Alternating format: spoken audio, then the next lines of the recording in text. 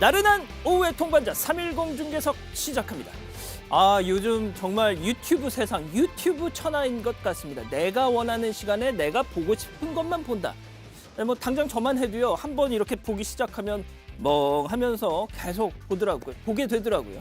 그래서인지 요즘 제 주변에서도 특히 기자들 중에서도 유튜브 하는 사람들 참 많습니다. 얼마 전 이 310 중계석 전격 하차 선언 뒤에 별안간 약육강식의 유튜브 정글 속으로 뛰어들어간 이 강찬호 해설위원이 대표적이죠. 어젯밤에 우연히 이 강 위원 방송을 봤는데 야, 이렇게까지 해야 살아남는 건가 싶더군요. 이렇게 말이죠. 여기 얽힌 비밀스러운 얘기도 단독으로 전해드리겠습니다.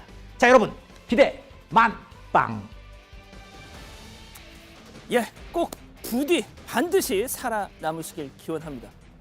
왜 이렇게 막 눈물이 나죠? 자, 오늘 준비한 현장 소개해드리죠. 먼저 코로나 500명 넘었다. 3월 이후 처음.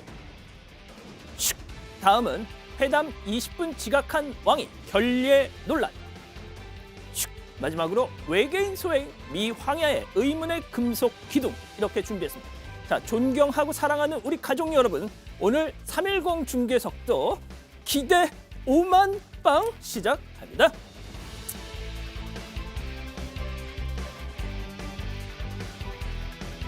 이 드실래요? 아니요, 그 오른쪽 거. 돈은 제 거고요. 죄송합니다. 합니다. 아무튼 저도 강찬호 선배가 예. 사실 미국의 말이 빠른 외교 전문가보다 영어를 더 빨리 말할 수 있는 그런 사람으로 알려졌는데 성공하기를 빌겠습니다. 알겠습니다. 자, 박 부장은 그 유튜브 하실 생각 없으신가요? 편집 기술이 없어서 알겠습니다. 해놓은 거 이렇게 숟가락 얹는 것만 하도록 하겠습니다. 알겠습니다. 자, 오늘 박성태 주말 에디터 나오셨고요.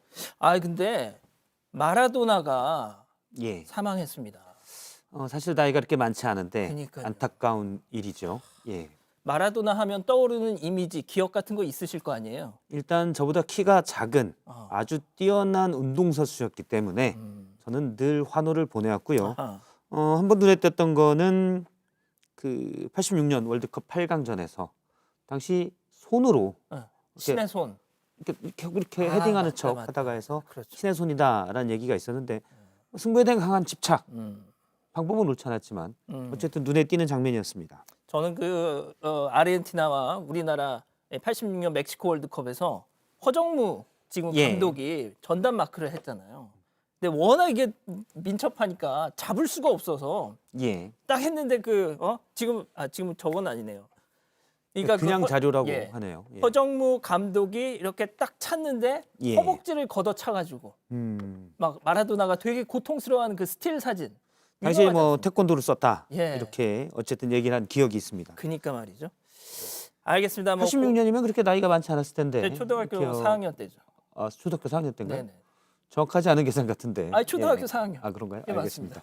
나이가 그때 꽤 있군요. 국민학교 4학년이죠. 예, 알겠습니다. 아닌가? 아무튼 예, 알겠습니다. 자축 오늘도 아닐 것 아무튼 같습니다. 고인의 명복을 빌겠고요. 오늘도 짧고 굵게 헤드라인부터 보시죠.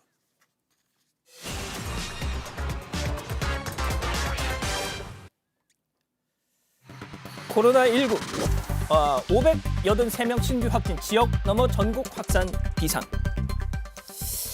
정말 비상입니다. 아침에 뉴스 보고 뜨악 하신 분들 많으시죠? 지난 3월 6일 518명을 기록한 뒤로 8개월 만에 다시 500명대를 기록한 겁니다. 당장 거리 두기 이거 단계 격상해야 되는 거 아니냐 걱정하시는 분들 많습니다만 일단 중대본 회의 내용 들어보시죠.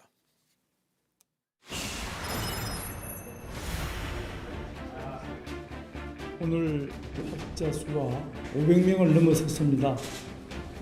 아파트 사우나에서 시작된 연쇄 감염이 100명을 넘어섰고 에어로빅 학원과 군 훈련소에는 하루 이틀 사이에 50명이 넘는 집단 감염이 발생했습니다. 지금 박능우 장관의 이 말투를 봐도 상당히 지금 당황해하는 듯한. 이렇게 갑자기 늘어난 또 이유 뭘 좀 봐야 될까요? 최근에 눈에 띄는 조사가 하나 있었습니다. 그러니까 지난 8월 말부터 10월 말까지 일반인들을 대상으로 항체 검사. 그러니까 혹시 코로나에 그러니까 진단은 받지 않았었지만 코로나에 과거에 걸렸었는지 또는 지금 걸려 있는지, 걸렸으면 항체가 몸에 생기니까요. 그렇죠. 항체 검사를 무작위로 했었는데 0.07%가 나왔었습니다.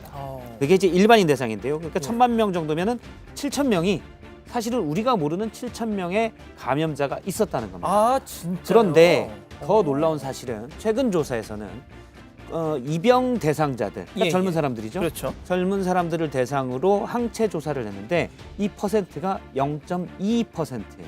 아, 그러니까 젊은 사람 1,000만 명이 있으면 0.22%니까 잠시만요. 20만 명 아니 22,000명이죠. 2만 2천 명. 예. 수도권 인구가 2,500만입니다. 젊은 사람이 아니라 이 시기가 좀 더 이 조사가 좀 더 뒤니까 만약 전체 연령대가 비슷하다고 하면 약 수도권에 5만 명 정도의 확인되지 않은 감염자가 있다는 겁니다. 목소리가 죄송합니다. 갑자기 잠기. 저도 이렇게 너무 사실은 되게 충격적인 사실이어서 그렇군요. 예.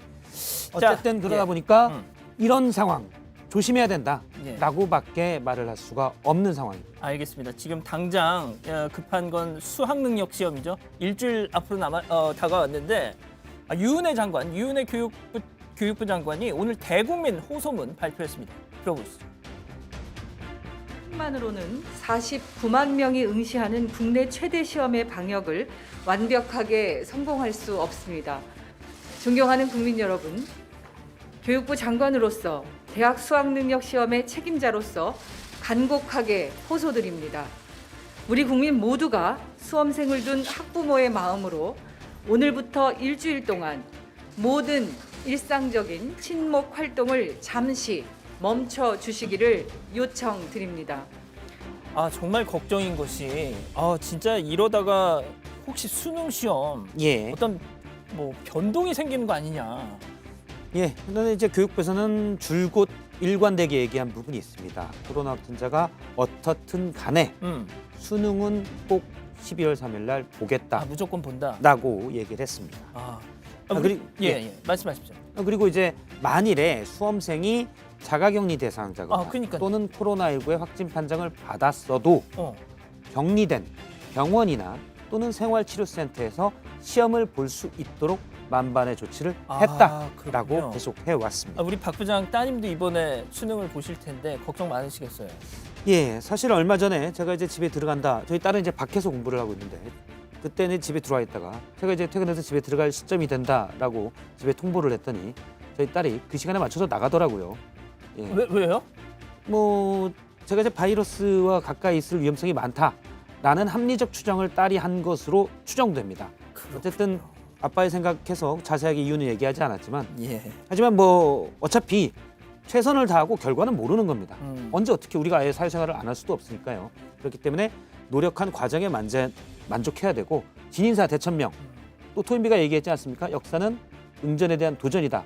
개인의 역사도 마찬가지입니다. 네. 코로나19가 있어도 응전에 대한 도전입니다. 알겠습니다. 예, 아무튼 좀 뭐 이상한 소리 같은데. 이게 박 부장이 집에 오면 따님이 나간다는 거는 단순히 그 코로나 그 문제뿐 때문인 거죠. 예, 그건 알겠습니다. 합리적인 행동이라고 저는 생각하고 알겠습니다. 있습니다. 그리고 하나 말씀드리면은 아까 이제 격리 수험생들도 격리해서 수험을 볼 수 있다고는 했는데 네.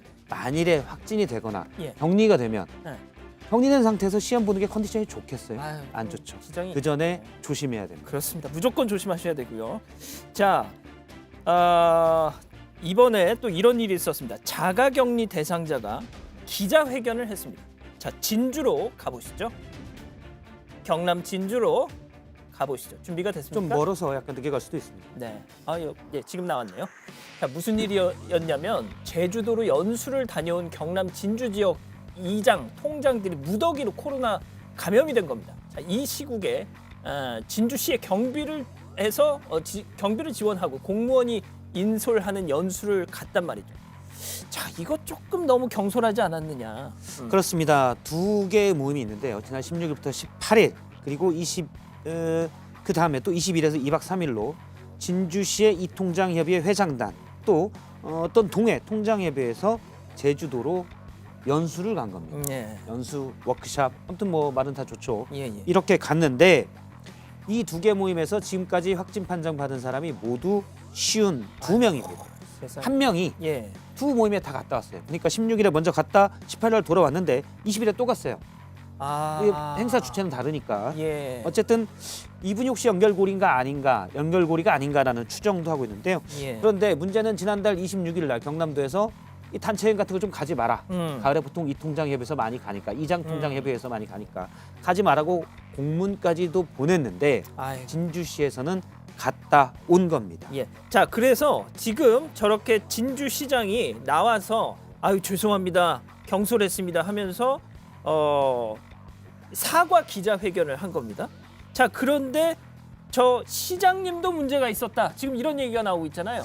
예, 갔다 와서 확진 판정을 받은 그러니까 제주 연수를 갔다 온 사람과 동선이 겹쳐서 자가격리 대상자입니다. 시장이. 예, 시장이 지금 이제 화면에 나오는데 저렇게 마스크를 쓰고 정말 죄송합니다라고 얘기를 하고 예, 마지막에 예. 저도 동선이 겹쳐서 자가격리를 해야 되는데요. 마지막으로 얘기하고 갈게요.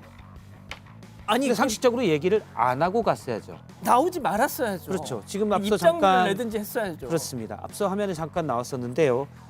저렇게 얘기하는 그러니까 시장은 물론 확진 판정을 받지 않았습니다. 아, 뭐 예, 그렇긴 하죠. 예, 확진 판정은 받지 않았지만 동선이 겹쳐서 자가격리에 들어간다라고 얘기해요. 지금 오른쪽에 수화 통역하시는 분이 예. 계시지 않습니까? 마스크를 안 쓰셨죠. 예, 질병관리청에서도 할 때 수화 통역하시는 마스크를 못 쓰지만 왜냐하면 아시잖아요. 얼굴 표정도 다 이렇게 그렇죠. 얼굴 표정으로도 이렇게 의사를 전달해야 되기 그러니까요. 때문에 예. 마스크를 못 쓰거든요.